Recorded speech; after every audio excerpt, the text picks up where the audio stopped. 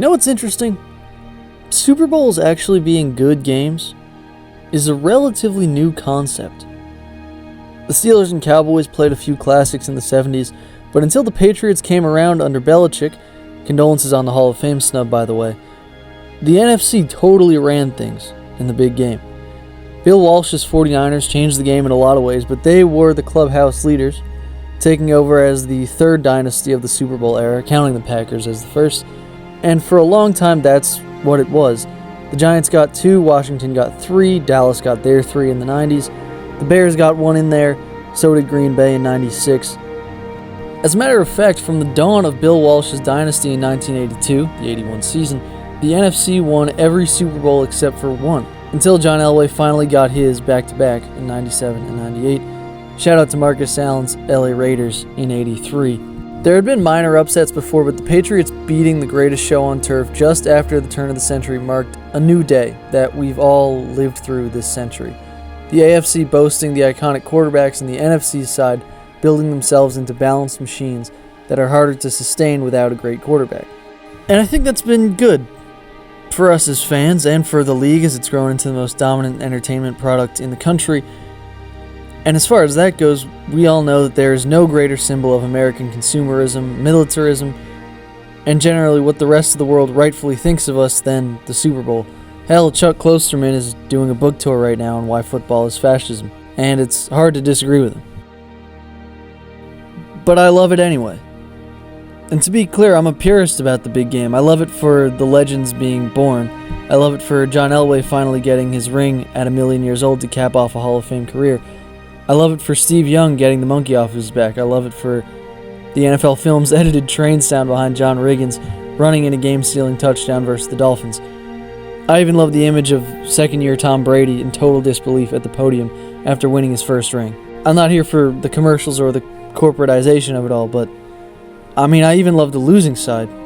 Richard Sherman wears an entire story on his face when he sees the Malcolm Butler interception. I love Larry Fitzgerald's superhuman effort against the Steelers, coming so close to bringing the NFL's oldest franchise its first ring.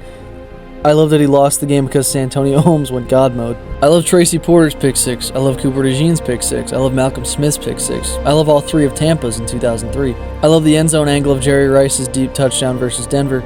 The same goes for Andre Rison versus New England. I love seeing the confetti fall on the winners and the losers. When Fox broadcasts the game, I love Terry Bradshaw's incoherent podium diatribe. And I can't help but wonder what actually makes the Super Bowl special, aside from the fact that it's the culmination of an entire season of work from a bunch of super athletes and coaches who I've never met. Is it the fact that everyone is watching? That even football agnostics are forcibly converted into believers for one day? Is it the special glow that each Super Bowl emanates off the field? Is it the fact that it doesn't feel real until the second quarter? I really couldn't tell you. I want to say it brings people together, and any event that does that is special, but sometimes I feel like those days are gone and people just watch it out of obligation. I think I'm still young, but the older I get, the more silly I find it that this hyper-manufactured, ridiculously entertaining, authoritarian, violent, but beautiful sport demands national attention the way it does. I've spoken in past videos of my love of playoff games, the home crowds and the intensity, the weather. The Super Bowl is so starkly different to those games.